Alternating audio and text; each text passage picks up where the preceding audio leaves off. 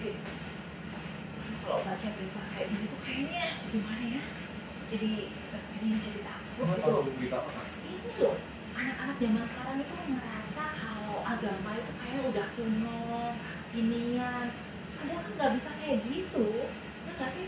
Aku jadi takut nih, kan anakku udah mulai masuk SMP nih ya, nanti kalau dia terpengaruh sama teman-temannya sampai mikir kayak gitu, gimana nih Ki? Gak usah bingung, gak usah takut. Makanya kita daripada daripada stres sendiri mikirin itu kan, apalagi cukup serem juga ya. Aku juga pernah baca di berita sih, kayak anak-anak sekarang tuh lebih memilih untuk meninggalkan agama ya. Yang menganggap kayak udah kuno dan begini. Bener-bener aku pernah baca itu beritanya. Nah, gini deh, gak usah khawatir. Aku punya kenalan seorang pendeta muda yang pernah aktif dan terlibat di membangun karakter membangun kerohanian anak-anak muda, aktif juga di youth GKI. Nah ini pendeta muda nih, biasa kalau pendeta muda ini kan up to date ya buat anak-anak sekarang ya. Ayo, mari kita panggilkan. Halo Kak Ariel, ini dia pendeta muda kita yang menjadi narasumber kita hari ini, Kak Ariel Aditya Susanto. Halo Kak. Hai Ariel. Halo, selamat pagi. Nggak tahu ini diputar pagi, siang, malam, sore ya. Bisa diputar setiap saat ya. Setiap saat bisa. Selamat pagi, selamat siang, selamat sore, selamat malam, siapapun. Halo, salam dari Surabaya. Ini live dari Surabaya. Jarak jauh ya, kita di Jakarta, Arielnya di Surabaya. Iya, ini kita special episode ya. Betul banget. Special episode jarak jauh. Nah Kak Ariel, ini nih Kak, aku baru baca berita terus merasa agak-agak was-was gitu ya sebagai orang tua yang punya anak yang beranjak dewasa gitu. Zaman sekarang itu kan karena informasi di media sosial juga begitu kencang, anak-anak tuh suka punya pemikiran yang beda jauh sama zaman kita dulu gitu ya. Kalau kita itu kan dari rumah udah dididik baik-baik tentang agama, tentang Tuhan, tentang kasih. Nah ternyata gampang banget dirusak sama berita-berita di media massa gitu Kak. Gimana sih Kak sebenarnya Kak peran keluarga untuk membangun kerohanian anak? Oke.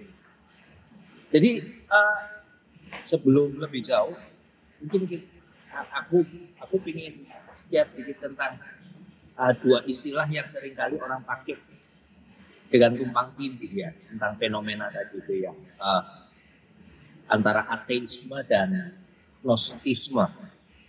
Menjadi seorang ateis atau seorang agnostik itu kan dua hal yang berbeda. Kalau ateis itu sudah pada kesimpulan bahwa Tuhan itu nggak ada. Dan itu memang gejala zaman, karena ada banyak yang sedang mengarah ke sana. Tapi kalau agnostik itu setahap sebelum ateis. Jadi seorang agnostik itu tidak menyangkal bahwa ada supreme being, ada sesuatu yang mutlak, yang entah apapun namanya, yang lebih besar dari dia. Cuma mereka yakin bahwa segala sesuatu termasuk soal ketuhanan itu harus dibuktikan secara nalar. Jadi kalau tidak bisa dibuktikan secara nalar, maka ya nggak usah dibahas, caranya begitu. Nah jadi kalau sederhananya, kalau seorang ateis ditanya Tuhan itu ada atau enggak, dia akan jawab dengan tegas tidak ada. Tapi kalau agnostik Tuhan itu ada atau enggak, dia paling polnya jawab tidak tahu. Jadi dia belum sampai pada kesimpulan tidak ada, tapi dia juga sudah dia sangat skeptis dengan agama, tentang doktrin dan segala macamnya. Ya, Tuhan itu buat dia enggak, karena tidak bisa dibuktikan dengan nalar, maka ya nggak usah kita bahas. Kita nggak akan bisa memahami juga kok. Nah, kembali lagi nih Kak, jadi sekarang kalau kita bicara tentang peran keluarga nih untuk membentuk kerohanian anak. Ini sebenarnya seberapa besar, seberapa penting, lalu untuk berpengaruh sama hidupnya anak? Aku selalu mengacu pada cara kuno orang yang mendidik anak-anak. Kalau pernah tahu apa itu konsep Shema Yisrael. Shema Yisrael itu nanti bisa dibaca di Ulangan 6 ayat 4, khususnya ayat 4 sampai 5. Itu doa harian anak-anak Yahudi yang wajib dibacakan. Doa itu sesuai dengan formasinya, sesuai dengan bunyi ayatnya itu 2 kali sehari. Jadi 2 kali sehari, pagi sore itu harus dibacakan. Bunyinya itu, dengarlah hai orang Israel, Tuhan itu Allah kita, Tuhan itu Esa, kasihlah Tuhan Allahmu dengan segenap hatimu, dengan segenap jiwamu, dengan segenap kekuatanmu. Ya cuma itu sebenarnya poinnya terus, tapi ada repetisi, ada pengulangan, dan itu dilakukan sebagai doa harian yang artinya ya dilakukan di rumah dong, bukan di sinagog, bukan di tempat ibadah mereka gitu. Nah, sehingga di sini apa ya? Aku mau tarik bahwa peran keluarga itu sangat penting. Kan itu nomor 1. Keluarga itu nomor 1. Dan sekolah dan gereja mungkin ada di layer berikutnya. Tapi seringkali kan sekarang berbalik ya, karena waktu nggak tahu, apalagi dengan ritme hidup orang Jakarta khususnya yang orang tuanya sudah keluar rumah sebelum anaknya bangun dan baru pulang rumah setelah anaknya tidur. Nggak ketemu kecuali weekend. Nah weekend pun nanti dihabiskan untuk layanan di gereja dan segala macam, sehingga banyak tanggung jawab pendidikan iman anak itu kemudian orang tua rasa ya sudah sekolah aja yang melakukan itu, toh kami sudah bayar mahal ya. Nggak tahu kalau di penabur nggak mahal kan? Oh enggak dong Kak, kalau penabur itu selalu worth it Kak. Kita sudah bayar uang sekolah yang cukup besar, ya sudah biarlah itu menjadi tanggung jawab dari sekolah, jangan bebankan lagi pada orang tua. Nah ini kesalahkaprahan yang seringkali saya perhatikan di lingkungan saya di Surabaya. Nah kalau tadi kata Kak Ariel kan peran orang tua ini kan sebenarnya pembina utama pembentukan kerohanian anggota keluarga ya Kak ya. Anggota keluarga bukan cuma anak, pokoknya anggota keluarga ini pembina utama itu kan orang tua. Nah seringkali kan orang tua tuh mungkin kurang menyadari soal membangun kerohanian ini ya Kak ya. Jadi yang kita pengen tahu nih, bagaimana sih Kak cara menyadarkan orang tua nih sebagai pembina utama kerohanian anggota keluarganya. Nah itu menyadarkan orang tua itu memang pekerjaan besar, karena itu tidak sama dengan kita menyadarkan anak-anak. Menyadarkan anak-anak itu kan kita ibaratnya pohon kecil yang kita mau bentuk begitu ya. Kalaupun kita satu kali merasa bahwa pohon kecil itu tidak cocok untuk ada di posisi itu, kita masih bisa cabut, kita pindah ke tanah yang lain. Tapi kalau orang tua ini kan memang pengalaman puluhan tahun dia manusia, sudah mengakar, pohon itu sudah kadung besar. Nah, mengarahkan, menasihatkan sesuatu pada orang tua memang jauh lebih challenging menurut saya. Tapi tetap itu harus dicoba. Saya selalu bilang begini, ketika ada anak baik berprestasi, maka pertanyaan pertama yang orang akan tanyakan adalah, anak siapa sih ini? bukan sekolahnya mana sih ini, atau muridnya siapa sih ini. Nah, itu kan sesuatu yang faktual dan kita rasakan sehari-hari gitu. Tapi sebaliknya kalau ada anak yang nggak beres, anak yang nakal, anak yang kriminal, anak yang kemudian tidak takut Tuhan gitu ya dengan semua sikapnya gitu ya. Pertanyaannya tetap sama. Ini anaknya siapa sih? Nah itu sendiri sebenarnya menjadi satu penanda yang jelas buat kita bahwa memang orang tua itu yang pertama-tama yang hadir bersama dengan anak-anak ketika mereka lahir, yang idealnya punya waktu lebih banyak untuk melakukan pembinaan iman sama anak-anaknya, dan yang terakhir juga punya tanggung jawab besar.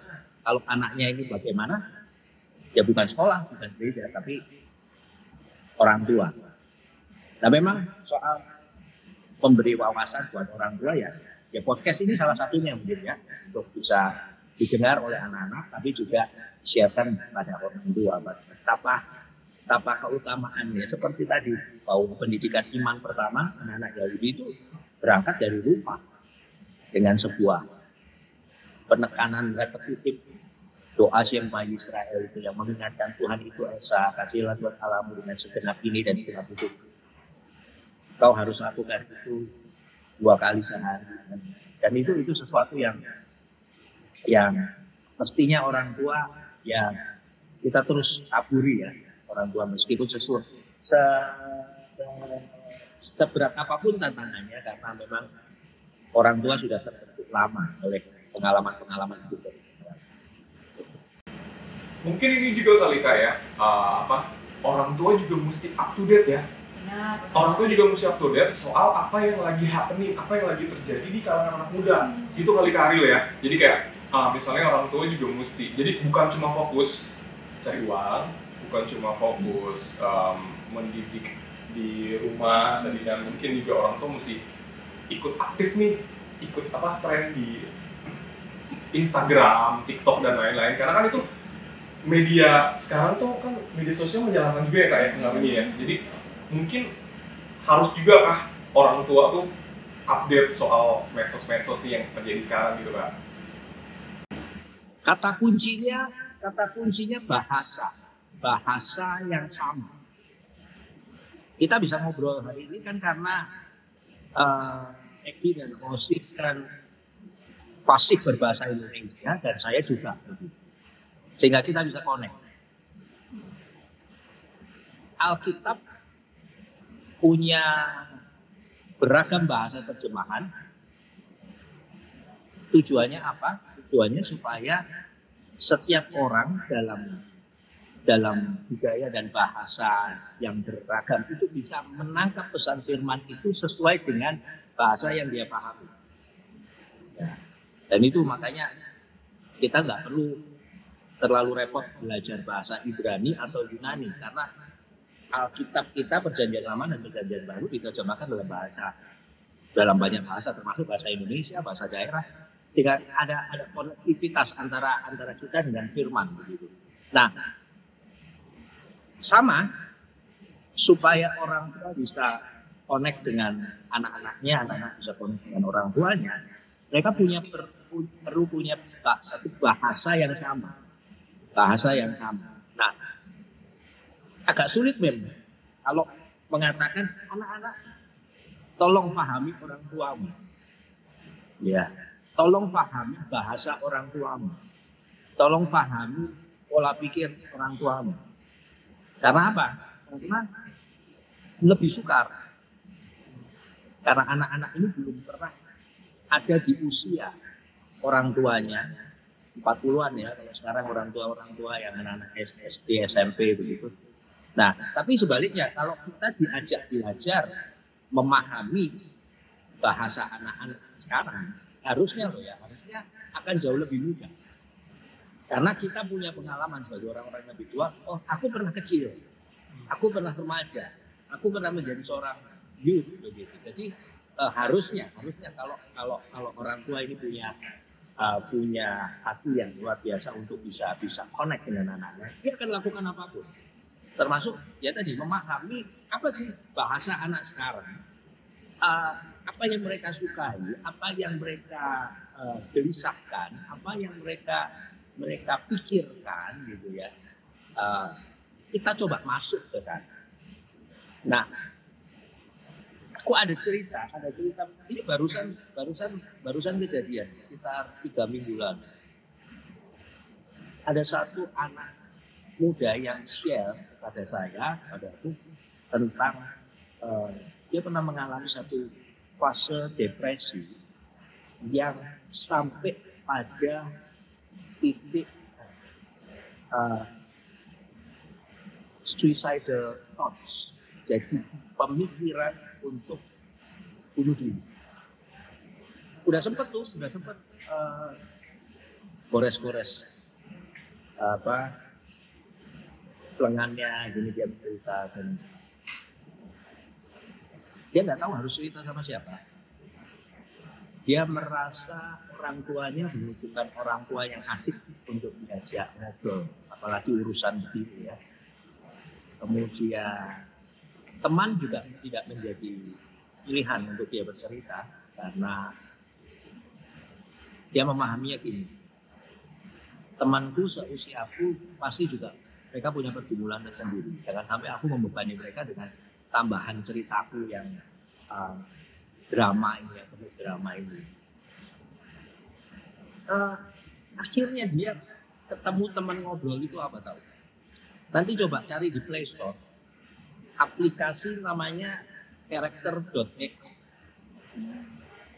Character.ai ini jadi percakapan bisa melayani kita. Kalau kita WhatsApp sama orang, itu kan halo, apa kabar, begitu. Dari sana kan pasti ada orang yang balas kita ya. Entah Eki halo, Osti. Ya, aku dapat balasan. Ada orang di balik itu, aku tahu. Tapi ini tidak. Jadi saya ngobrol dengan robot. Aku bisa pilih di sini siapa karakter yang aku mau ngobrol dengannya. Bisa Elon Musk, bisa Tony Stark, ya, bisa Elvis Presley. Itu benar-benar tokoh-tokoh imajiner yang akan melayani kita ngobrol sesuai dengan gaya mereka. Ya kayak Tony Stark, Iron Man kan orangnya kan cablak begitu ya, orangnya minim empati gitu ya, semau-mau gue gitu ya.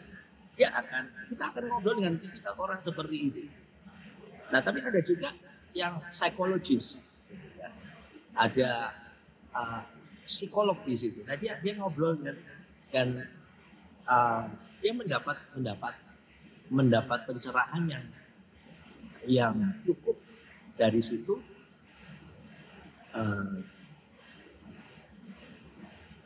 Yang membawa dia sampai dia bisa pulih. Di akhir percakapan aku bilang, oke, one day kita cari waktu ya, kita ngopi bareng, kamu bisa cerita-cerita sama aku lebih dalam tentang ini. Maksudku aku mau menyediakan waktuku, telingaku buat sharing dia. Tetapi dia menolak. Dia bilang, enggak Pak, aku udah beres kok. Itu sudah menjadi masa lalu, aku sudah pulih dan thank you. Artinya kita nggak perlu waktu untuk ngobrol dan segala macam. Di situ, di satu sisi aku merasa happy ya, merasa senang ada pemulihan terjadi. Tapi di sisi lain agak ironi juga bahwa kemudian pemulihan semacam itu pada akhirnya harus diperantarai oleh robot, oleh sistem yang non-human gitu. Nah, di mana orang tua gitu, di mana lingkar circle sekeliling yang harusnya suportif pada anak-anak ini pada saat-saat terburuknya. Nah, itu bisa jadi ya, sebagai contoh karena anak merasa bahwa bahasa dia itu tidak sama dengan bahasa orang tua. Apa yang ada di hati dia, di pikiran, jadi itu tidak connect begitu, sehingga dia mencoba mencari jawaban dari yang menurut dia connect. Ya meskipun itu imajiner ya, dia tidak benar-benar ngobrol dengan Tony Stark, dengan Elon Musk, tapi ya anak sekarang kan imajinasinya sangat kuat dan tidak ada persoalan dengan itu. Nah, ya itu salah satu contoh kasus saja yang pernah aku ada. Menarik banget ya, dia. Maksudnya aku juga merasakan yang sama sih. Ini ada dua sisi ya. Di satu sisi happy, tapi memang ada kayak ya, ironi banget gitu. Gimana sih rasanya ketika anak-anak kita itu ternyata lebih percaya sama robot daripada sama manusia gitu ya. Dan mungkin kalau aku sih jadi mikir ini aja sih, kalau kita cerita sama orang itu kan biasanya suka dijustifikasi gitu ya. Tapi kalau sama robot kan dia nggak punya tendensi apa-apa sama kita, jadi mungkin dia bisa lebih jujur dan lebih kayak ngasih masukan ke kita itu netral gitu. Walaupun sebenarnya di balik robot itu pasti juga ada manusia dong yang membuatnya itu. Ini bisa jadi masukan buat kita juga sih ya. Maksudnya mungkin orang-orang tuh terutama yang anak sekarang nih, mereka lebih butuh didengarkan kali ya. Ya terkadang mungkin gini Kak Ariel ya, kayak mereka pengen cerita, butuh teman cerita, tapi misalnya ketika cerita sama orang tua nih, malah diomelin. Ya, jadi makanya sampai tadi cerita Ariel kan, sampai larinya cerita ke robot. Nah, mungkin masukan buat kita, mungkin masukan juga buat orang tua. Ketika misalnya anak nih pengen cerita, boleh didengarkan aja dulu kali ya kayak didengarkan dulu gitu. Kadang kan mereka takut cerita karena ujung-ujungnya diomelin, atau misalnya cerita sama temen nih, ujung-ujungnya dijudge. Ih, kok begini sih? Kok kamu begini? Malah dibully atau malah ceritanya diceritain kemana-mana gitu. Mungkin itu orang takut, makanya anak sekarang lebih seperti tadi Kak Ariel cerita kan, lebih udahlah sama AI aja gitu, sama robot ceritanya. Itu agak ironi sih sebenarnya kayak. Mungkin gini juga kan, tadi Kak Ariel juga sempat cerita ya tentang peran orang tua yang selama ini tuh jadi agak-agak kurang karena memang waktu mereka itu habis buat mencari uang, buat pelayanan. Akhirnya yang waktu-waktu intim bersama anak-anak itu jadi kurang. Sementara anak-anak juga waktunya banyak di sekolah gitu ya kan Kak. Nah sekarang saya pengen juga nanya, kalau menurut Kak Ariel sendiri, peran sekolah Kak sebagai rumah kedua lah ya istilahnya buat anak-anak, ini idealnya gimana sih untuk membangun kerohanian mereka? Ya, pertanyaan ini kebetulan sama dengan slogan. Aku kan melayani di GKI Jemur Sari dari sejak beberapa tahun lalu. Kita punya tagline gitu, My church is my second home. Gerejaku rumah kedua. Nah, aku selalu menjelaskan sama jemaat bahwa penting untuk memahami kenapa kita pilih terminologi church is my second home, bukan first home. Karena bagaimanapun rumah pertama ya kamu di rumah, di lingkungan orang tuamu bersama saudara-saudara. Jangan sampai itu menjadi first home, itu kebalik. Senin, Selasa, Rabu, Kamis, Jumat, Sabtu, aku. Kalau melihat aktivis model gitu, saya biasanya malah merasa wah ada apa nih ya, hidupnya terlalu banyak dicerita, mungkin ada persoalan di rumahnya. Nah, sama seperti itu sekolah tadi kan dibilang sekolah sebagai rumah kedua, rumah yang nyaman buat anak-anak.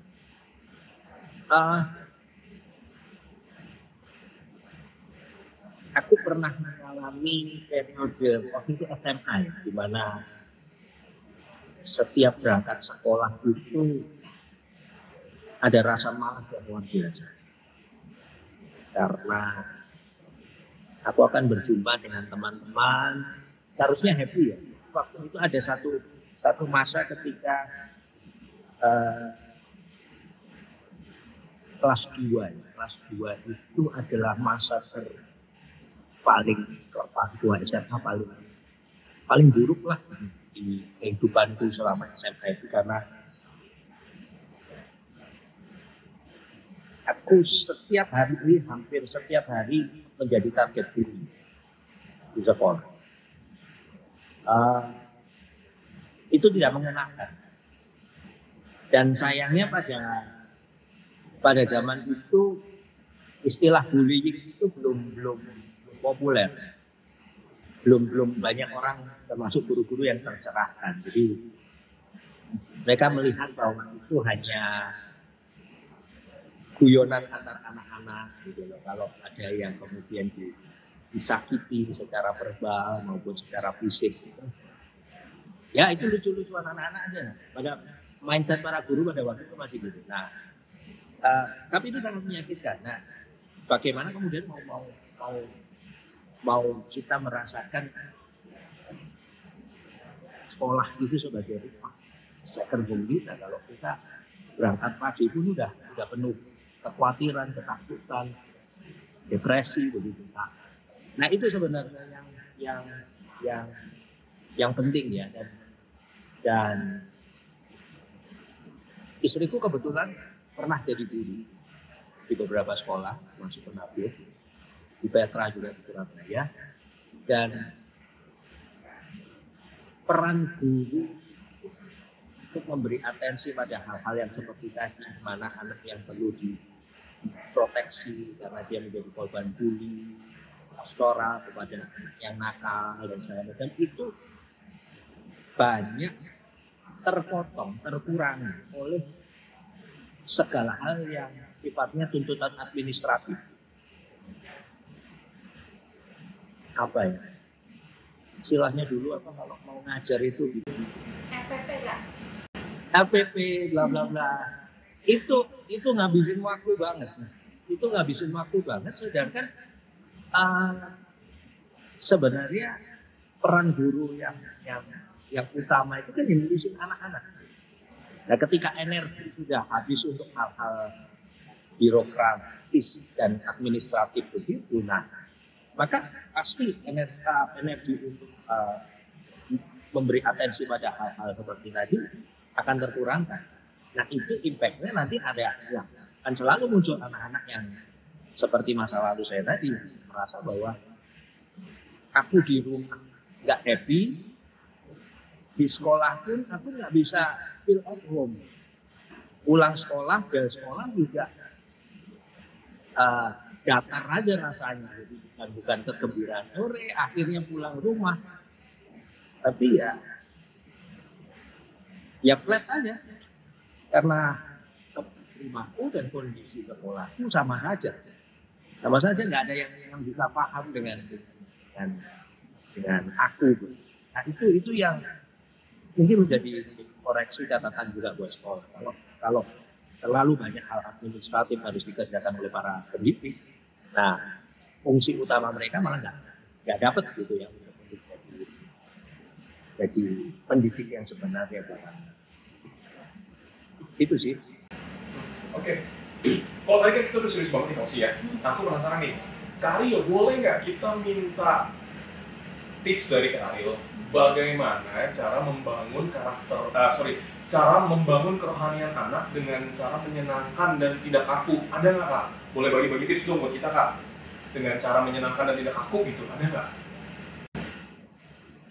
Aku coba praktekkan itu. Aku punya anak satu, sekarang kelas 1 SMP, cewek, dan kami sering kali ngobrol. Gitu. Memang budaya ngobrol, argumen itu coba sejak kecil saya dan istri kembangkan dalam kehidupan kami bertiga. Termasuk ketika kami suka nonton film. Tiga. Terakhir kita nonton itu apa itu ya? Transformer. OTW Kamis besok Mission Impossible. Oke. Film paling keras yang pernah kami tonton bersama bocil waktu dia kelas 4, kelas 3 adalah John Wick. Wow, John Wick. Ini agak di luar keumuman ya. Jadi anak kelas 3 SD atau SD nonton John Wick. Memang mungkin beda. Saya nggak bilang beda anak, beda treatment juga. Kalau kami melihatnya begini, dalam setiap apapun yang kita lihat dari kehidupan, termasuk dari film yang fiksional sekalipun, pasti ada value yang bisa kita dapat, kita bisa serap. Nah, setiap kali kita nonton dalam perjalanan pulang, saya selalu buka itu. Kamu dapat apa dari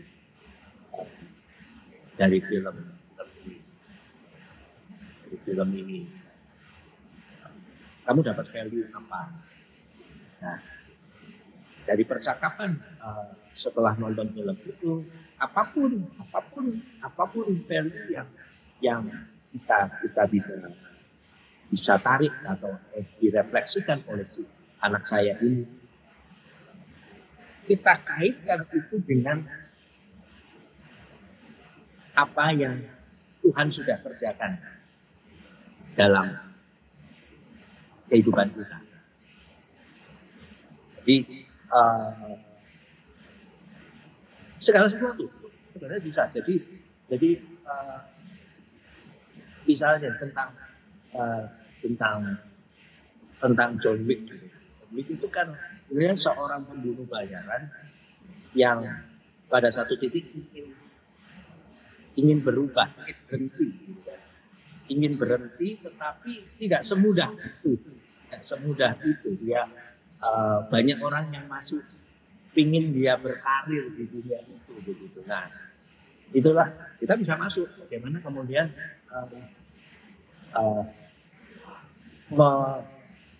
sekalipun kan ada ayat yang mengatakan roh penurun tapi daging lemah. Sekalipun daging kita ini sudah mengarah pada sesuatu yang baik, akan selalu ada di circle-circle kita itu orang yang tidak suka pada sesuatu yang berubah menjadi lebih baik. Nah, disitulah kita butuh kekuatan dari sosok yang lebih besar dari kita. Kita minta Tuhan untuk Tuhan mampukan, karena berubah untuk menjadi sosok yang lebih baik itu ternyata perjuangan yang bukan hanya perjuangan daging, tapi itu perjuangan roh, dan butuh Roh Kudus sendiri yang untuk menguatkan kamu kalau kamu mau melepaskan sesuatu untuk menjadi manusia yang lebih baik, dan kamu merasa itu berat karena banyak jalan dari itu, kamu minta sama Tuhan supaya kamu bisa dapat kekuatan. Nah, semacam itu. Jadi jangan bukan hal yang jelek juga untuk bicara tentang agama, tentang Tuhan.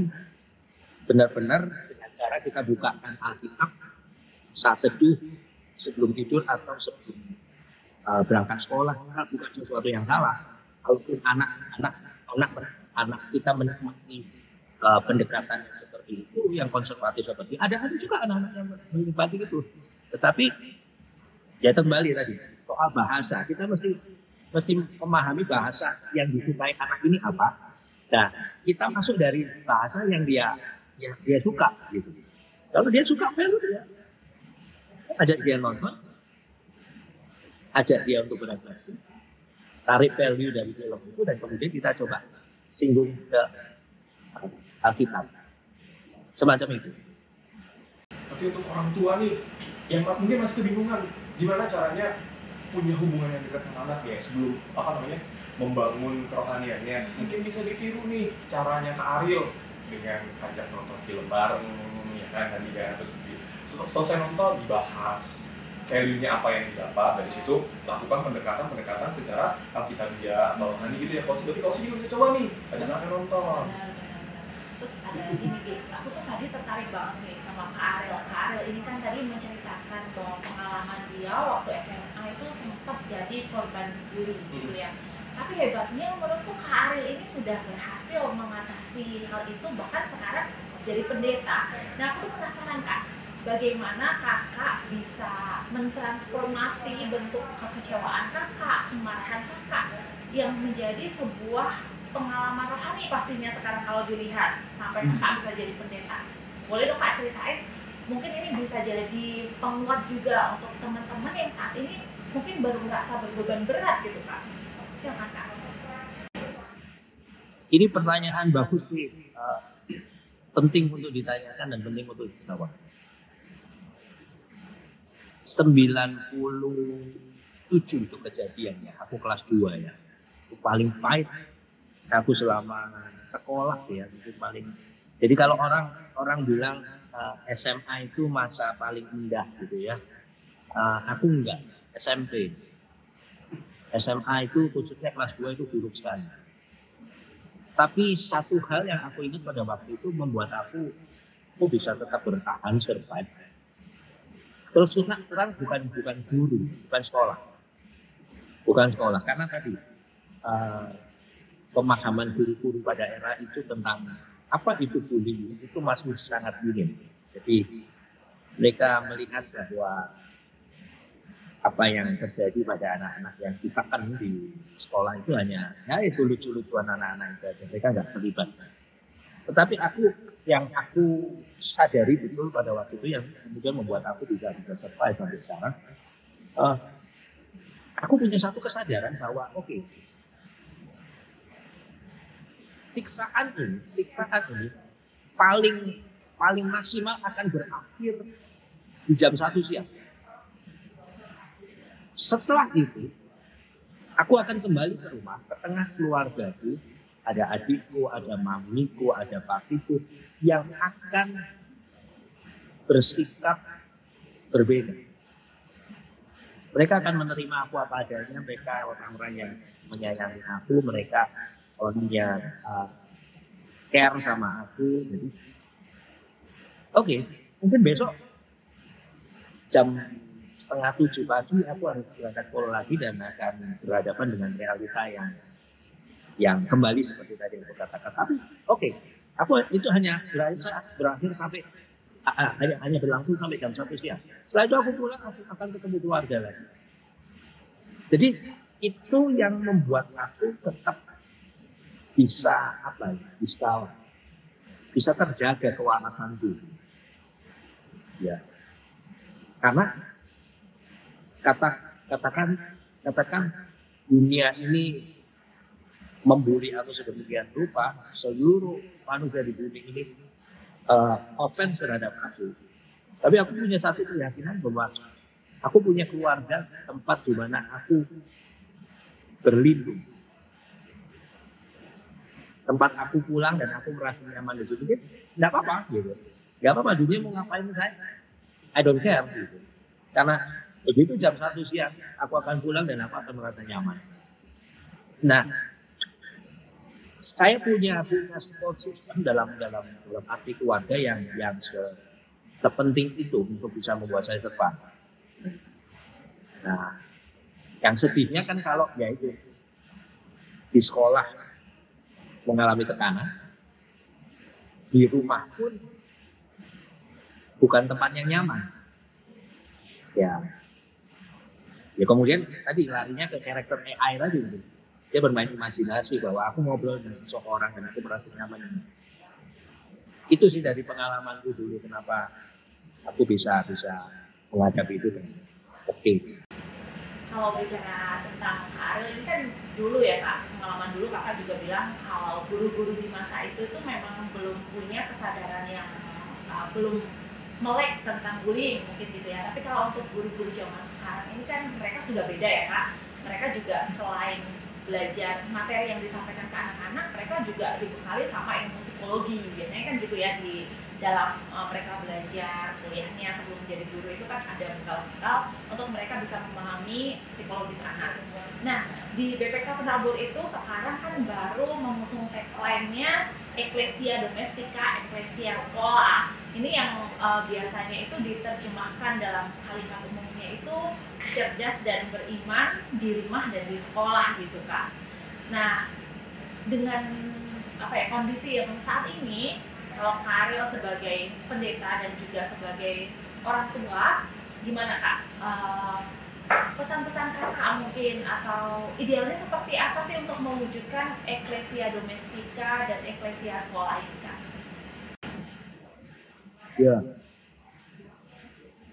kalau dari eklesia sekolah dulu, mungkin ini bagian yang paling saya nggak bilang mudah, tetapi ini paling punya relevansi dengan BPK Penabur, karena BPK Penabur kan sebuah sekolah gitu ya. Jadi mau mewujudkan anak cerdas dan juga beriman di sekolah itu ya memang itu core bisnisnya Penabur. Mau gimana itu kuncinya di Penabur. Yang jauh lebih menantang adalah mewujudkan eklesia domestikanya, karena domestika yang diartikan sebagai domestik, urusan keluarga murid ini kan ya macam-macam ya, mengarahkan untuk menjadi ke arah satu arah, satu visi yang sama, itu juga butuh perjuangan. Saya sebagai pendeta punya pengalaman banyak tentang pastoral counseling. Dan pastoral counseling itu adalah bentuk pelayanan yang paling melelahkan secara manusia. Kalau khotbah itu kan enak, paling enak itu pendeta itu kerjanya khotbah, bla bla bla bla bla bla, saya pulang gitu kan. Dan itu lebih satu arah kan, nggak ada diskusi dalam khotbah kan, ada yang mau tanya atau apa enggak. Tapi ketika ada persoalan jemaat, kita kemudian mengkonseling, kita ngajak bicara. Pertama kita mesti dengar dulu 2 jam sendiri, kemudian kita bertanya. Belum tentu kemudian kita bisa pertemukan semua yang berkonflik pada satu waktu yang sama. Bisa jadi sekarang ketemu orang tuanya dulu, mamanya dulu, besok kita janjian sama papanya, besok baru anaknya ditemukan, kemudian nanti bersama-sama. Investasi waktunya luar biasa, banyaknya untuk hal-hal itu. Nah, saya membayangkan ketika seorang guru berhadapan dengan, kalau di satu kelas berapa kali di Penabur? 30-an sih. 30-an. 30-an aja, nggak usah semua deh, katakanlah 5 dari 30 anak-anak di kelas itu punya problem. Nah, dan guru ini harus melakukan pendekatan serupa pendeta yang saya lakukan tadi. Next time itu energi masih keluar banyak. Nah, kalau seorang guru tidak maksudnya gitu, guru didorong untuk merawat anak-anak, bercakap, mendengar mereka dengan penuh atensi, penuh empati. Tapi sementara beban tanggung jawabnya yang tadi saya bilang, hal-hal yang administratif, birokratis itu nggak dikurangkan secara drastis, nggak akan bisa. Kasihan guru. Jadi ini mesti ada sebuah perubahan paradigma ya, secara menyeluruh, bahwa oke, kita mau ngurusin apanya. Kalau ngurusin manusianya ya memang harus ada energi besar yang dilakukan oleh sekolah supaya tadi membentuk anak cerdas dan juga anak yang beriman. Peran sekolah besar dalam hal itu. Nah, tapi ya tolong, bahwa beban-beban yang sekunder sebenarnya, yang tidak terlalu penting kalau menurut saya, yang biasa menjadi beban guru, itu bisa dikurangi dengan itu tetap, tapi kemudian beban untuk ngurusin anak-anak diharapkan excellent gitu ya. Itu nggak akan berdampak banyak sih menurut saya. Itu kalau dari sisi sekolahnya. Kalau orang tua ya itu yang saya bilang, orang tua itu kan ibarat pohon itu sudah seperti beringin, besar, tua, akarnya kuat ke dalam, dan sudah intens apapun sekolah mau terkoneksi dengan orang tua, pasti tidak seintens interaksi sekolah dengan anak-anak. Jadi ya tetap harus dilakukan bahwa kita mesti ya katakanlah pasti ada seminar-seminar untuk orang tua, pertemuan orang tua di awal tahun ajaran, produksi konten-konten seperti podcast yang bisa ditonton orang tua. Nah, tetapi tetap saya merasa dalam core bisnis sebuah sekolah yang utama itu adalah ngurusin anak-anaknya gitu. Ngurusin anak-anaknya bagaimana begitu. Ya, berapa jam sih mereka sama kita di Singapura? Mulai jam 8 ya? Dari jam 7 sampai kalau SMA bisa sampai jam 3 ya Pak? Nah, gitu. Setengah hari sendiri. Ya. Kalau aku lihat dari Karil ini kuncinya pasti harus ada kolaborasi ya Kak, antara sekolah dan juga orang tua ya Kak ya. Jadi adanya kesepahaman juga antara orang tua dan sekolah sehingga anak itu juga nggak bingung gitu kan kalau arahannya sama antara sekolah dan orang tua. Ya, oke. Kalau sini aku hari ini dapat value banyak banget dari Kak Ariel ya. Kalau sih juga Benar. dapatnya, apalagi Kak Rosi kan punya anak juga ya, jadi langsung bisa praktekin ke anaknya. Dan yuk, beri tepuk tangan dong untuk Kak Ariel. Terima kasih banyak banget Kak Ariel Aditya Susanto dari GKI Jemur Sari Surabaya, jauh-jauh meluangkan waktunya buat kita ya.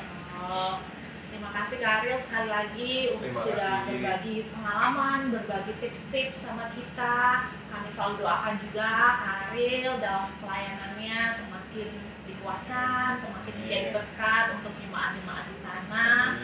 Dan tentu kami juga selalu mohon doa ya supaya BPK Penabur juga terus menjadi sekolah yang bisa menjadi berkat untuk anak-anak yang dipercayakan kepada kami. Terima kasih Kak Ariel, salam untuk warga Surabaya. Oke, selanjutnya Rosi nih, nanti next nih episode selanjutnya kita masih ada narasumber keren Kak Rosi. Makanya pantengin terus Suara Siniar Penabur, Kesel, Fun and Educatif.